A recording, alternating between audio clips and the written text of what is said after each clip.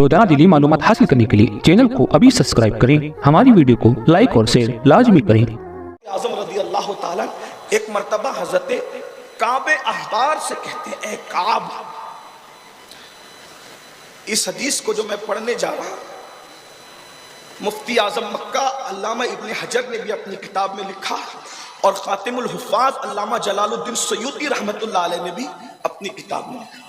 اور بھی جگہ ہے، لیکن میں دو جگہ کا آپ کے سامنے حوالہ دے کر اب اس کا اتر مجموعہ اپنے الفاظ کے جامع میں پیش کر رہا ہوں۔ فاروق اعظم کعب احبار سے کہتے، کعب، ذرا کچھ باتیں مجھے ایسی سنا دو کہ میرے دل میں اللہ کا جو ڈر اور خوف ہے وہ مزید بڑھ جائے۔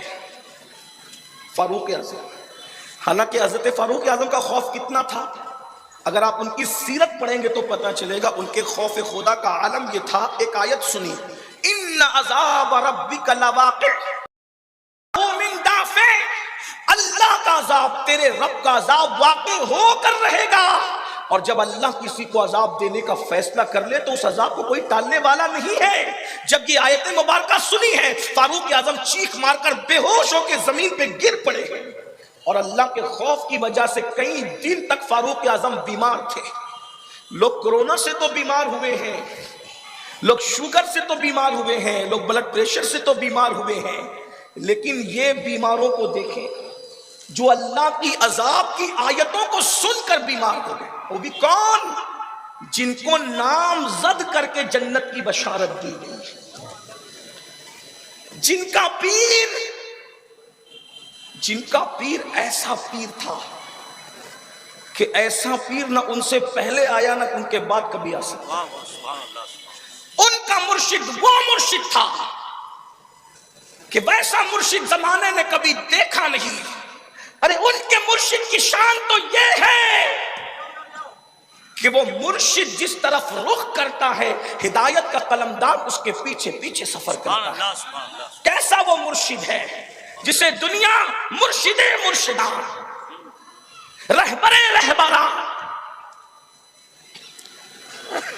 ایمان کا ایمان، ایمان کی جان، جان ایمان، مصطفیٰ جان رحمت صلی اللہ علیہ وآلہ وسلم کے نام سے جانتا ہے۔ اور حضور نے کہا عمر فی الجنہ، عمر جنتی ہے۔ وہ فاروق اعظم جو اللہ کی آیتوں کو سن کر بے ہوش ہو کر بیمار ہو جاتے ہیں، اس سے پتہ چلا کہ آخر یقین والوں کا یقین بھی کیا تھا۔ یہاں تو آیتیں سن کر بھی مسکراتے ہیں، لوگ زیر لب مسکراتے ہیں، یہ مولوی صاحب تو ڈرا رہے، ان کا کام ہی ڈرانا ہے۔ اور کچھ لوگ تو یہ بھی کہتے ہیں کہ اس قوم کو اتنا نہ ڈرایا کرو، کیا اللہ کریم نہیں ہے؟ میں نے کہا حضور ڈرانے ہی آئے تھے۔ بے شک، سبحان اللہ۔ حضور علیہ السلام کا پہلا کام تھا ڈرانا، وہ نذیر بن کر آئے تھے۔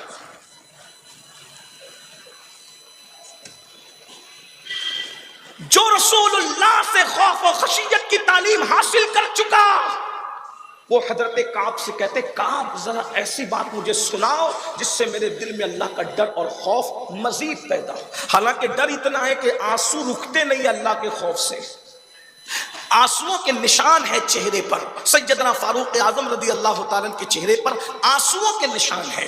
سیدنا فاروق اعظم کے خوف کا عالم یہ، پھر بھی کہتے اور خوف چاہیے، اس لیے کہ خوف جس کے دل میں جتنا زیادہ ہوگا اس کو اللہ کی اتنی معرفت نصیب ہوگی۔ اور یہ بھی سن لیں کہ انسان بڑا عالم بڑے مدرسے کی سند حاصل کر کے نہیں بنتا، انسان بڑا عالم زیادہ خوف خدا ہونے کی بنیاد پہ بنتا ہے۔ قرآن کہتا ہے انما یخشی اللہ من عبادہ العلماء، کہ بے شک اللہ کے بندوں میں اللہ سے ڈرنے والے علم والے ہیں۔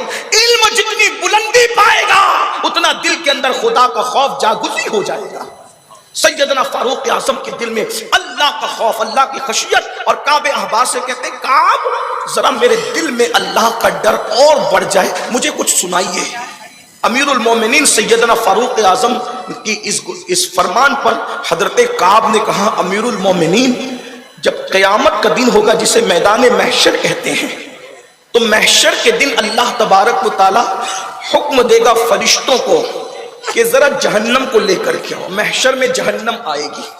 اب جہنم کے آنے کا منظر کعب احبار بیان فرما رہے ہیں، فرماتے ہیں جب جہنم قیامت کے دن لائی جائے گی تو اس کے منہ میں 70,000 لگامیں ہوگی، جہنم کے منہ میں 70,000 لگامیں ہوگی، اور فرشتے اس کو کھینچ کر کے لائیں گے۔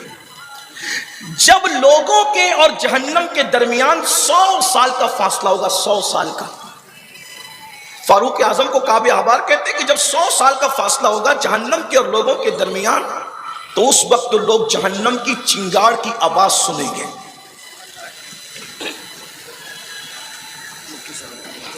ہماری جماعت کے بڑے عظیم مفتی محقق مسائل جدیدہ حضرت علامہ مفتی نظام الدین صاحب قبلہ کا استقبال کریں۔ نعرہ درود شریف پڑھیں، میں اپنی بات مکمل کرتا ہوں۔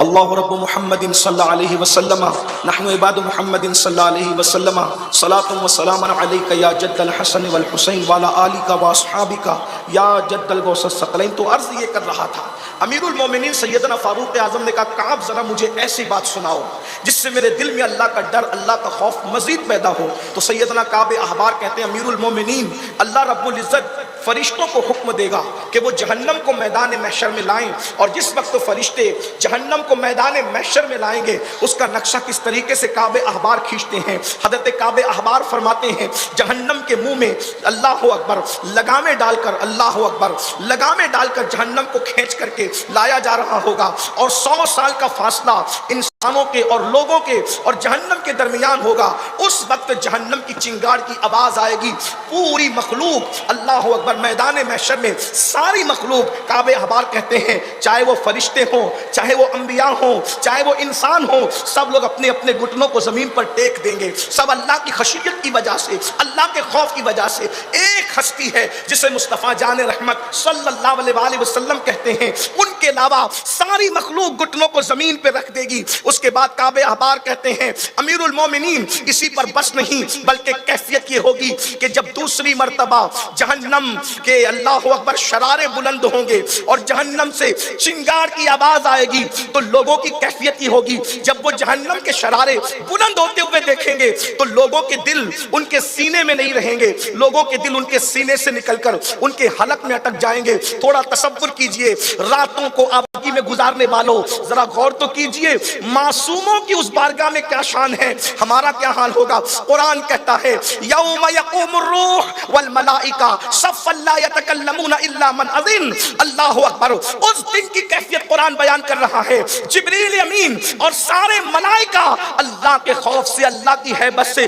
تھر تھر کانپتے ہوں گے، صف بصف اللہ کی ہیبت سے وہ تھر تھر کانپتے ہوں گے، اور کسی کو کلام کرنے کی جرت نہیں ہوگی، کوئی اللہ کی بارگاہ میں کلام نہ کر سکے گا الا من اذن، مگر وہ جس کو اللہ اجازت عطا کرے، جس کو اذن عطا کرے۔ اللہ اکبر، توجہ تو فرمائے، معصوم تھر تھر کانپیں گے، وہ معصوم ملائکہ جنہوں نے اللہ رب العزت کی مرضی کے خلاف ایک لمحہ بھی نہیں گزارا، ایک وقت کا ایک لمحہ اللہ کی مرضی کے خلاف جنہوں نے نہیں گزارا، وہ اللہ کی ہیبت سے تھر تھر کانپیں گے۔ وہ لوگ جنہوں نے اپنی زندگیاں حرام کھانے حرام کمانے کے لیے وقف کر دیا، وہ لوگ جنہوں نے معاذ اللہ اکبر نشے میں اپنی زندگیوں کو ضائع کر دیا، وہ لوگ جنہوں نے عورتوں پہ پاپ کی نظریں ڈال کر سوچا کون کیا کر سکتا ہے، ہمارا کون کیا بگاڑ سکتا ہے، ان کی کیفیت کیا ہوگی۔ اللہ اکبر۔ حضرت کعب احبار کہتے ہیں امیر المومنین جس وقت جہنم دوسری مرتبہ سانس لے گا، شنگاڑے گا، اس کے شرارے بلند ہوں گے، لوگوں کے دل حلق میں اٹکیں گے۔ اللہ اکبر۔ ذرا تصور کریں مچھلی کا کانٹا اگر حلق میں پھنس جائے کیفیت کیا ہوتی ہے، روٹی کا ٹکڑا حلق میں پھنس جائے کیفیت کیا ہوتی ہے، جب دل سینے سے نکل کر حلق میں اٹکیں گے اس وقت کیفیت کیا ہوگی۔ امیر المومنین یہ سن کر کے رونے لگے، زار زار رونے لگے۔ اللہ اکبر۔ پھر اس کے بعد کعب احبار کہتے ہیں امیر المومنین اس وقت لوگ دیکھیں گے، کیفیت یہ ہوگی کہ ابراہیم خلیل اللہ جیسی ہستی اپنے اللہ کی بارگاہ میں یوں عرض گزار ہوگی، مولا آج میں اپنے لیے امان چاہتا ہوں اور کسی کے لیے کچھ نہیں طلب کرتا۔ ذرا سوچئے تو صحیح میرے بھائیوں، ذرا غور تو کیجئے، اسی کو محشر کہتے ہیں، اسی کو قیامت کہتے ہیں۔ میرے امام کہتے ہیں خدائے قہار ہے غضب پر کھلے بدکاریوں کے دفتر، خدائے قہار ہے غضب پر کھلے ہیں بدکاریوں کے دفتر، بچا لو آ کر شفیع محشر تمہارا بندہ عذاب میں ہے، کریم اپنے کرم کا صدقہ لئی میں بے قدر کو نہ شرما، تو اور رضا سے حساب لینا، رضا بھی کوئی حساب میں ہے، صدقہ پیارے کی حیا کا نہ لے ہم سے حساب، بخش بے پوچھے لجائے کو لجانا کیا ہے۔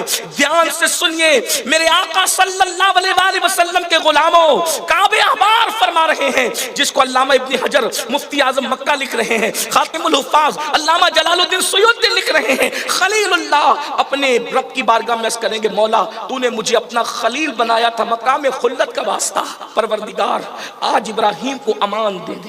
ابراہیم آج کسی کے لیے کچھ نہیں مانگتا۔ کعب احبار کہتے ہیں امیر المومنین حضرت موسیٰ کلیم اللہ کہیں گے مولا تو نے مجھ سے کلام کیا تھا، تو نے مجھ سے کلام فرمایا تھا۔ کیا شان ہے حضرت موسیٰ کی، قرآن کہتا ہے من جانب الطور الایمن وقربناہ نجیا، اے موسیٰ طور کے دائیں طرف آ تاکہ ہم تجھ سے باتیں کریں، سرگوشی کریں، تجھ سے پیار کی گفتگو کریں۔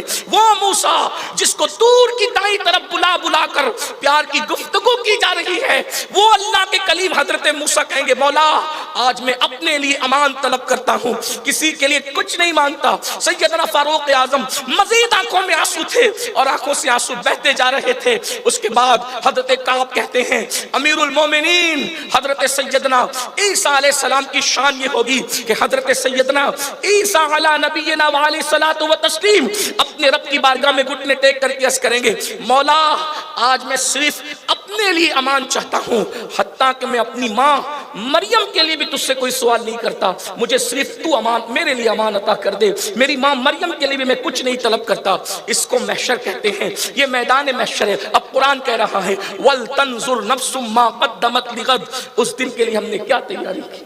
اگر ہم اعمال بھی بھیجتے تو بھی آسان نہ تھا، بہت آسان تو نہیں تھا، اعمال بھیجتے نیک تو بھی آسان نہ تھا۔ ہم نے بھیجا کیا ہے؟ جھوٹ، تکبر، غیبت، جرائم، گناہ۔ اور آئیے وہ میدان محشر جس کے بارے میں اللہ کے رسول علیہ الصلوۃ والتسلیم فرماتے ہیں کہ لوگ جب قیامت کے دن کھڑے ہوں گے تو ان کا پسینہ ان کو بے چین کرے گا، اور اس دن پسینہ اتنا ہوگا کہ کوئی ٹکنوں تک، کوئی گھٹنوں تک، کوئی کمر تک، حتیٰ کہ کسی کے منہ میں پسینے کی لگام ہوگی۔ اس وقت لوگ تمنا کریں گے اگر ہمیں جہنم میں ڈالا جانا ہے تو جہنم ہی میں ڈال دیا جائے، کم سے کم میدان محشر کی مصیبت سے تو چھٹکارا ملے۔ اللہ کے رسول علیہ السلام فرماتے ہیں حالانکہ وہ جہنم کے عذاب کو جانتے ہوں گے لیکن میدان محشر کی تکلیف کو دیکھ کر وہ تمنا کریں گے کہ کاش اس سے چھٹکارا مل جائے۔ پیاس کی وجہ سے زبان سینے پہ لٹک رہی ہے، آنکھیں بہ رہی ہے، پسینے کے اندر انسان ڈوبا ہوا ہے، پسینے میں ہچکولے کھا رہا ہے، یہ انسان کی کیفیت ہے۔ ایک حدیث پاک میں آتا ہے جس کا مفہوم یہ ہے کہ انسان کا ایک کا پسینہ دوسرے کے پسینے سے ٹچ نہیں ہوگا، بلکہ جو جس کا پسینہ اسی کے ساتھ رہے گا، اور وہ جہاں جہاں جائے گا اس کا پسینہ اس کے ساتھ جائے گا۔ صحابہ کرام نے عرض کی یا رسول اللہ صلی اللہ علیہ وآلہ وسلم ہمارے ماں باپ آپ پہ قربان، یہ بتائیں کہ ایک انسان کتنی دیر تک اللہ کی بارگاہ میں کھڑا رہے گا؟ آقا ارشاد فرماتے ہیں 1000 سال تک وہ کھڑا رہے گا۔ 1000 سال تک اسے کھڑا رہنا، اللہ کی بات سوچئے، یہ محشر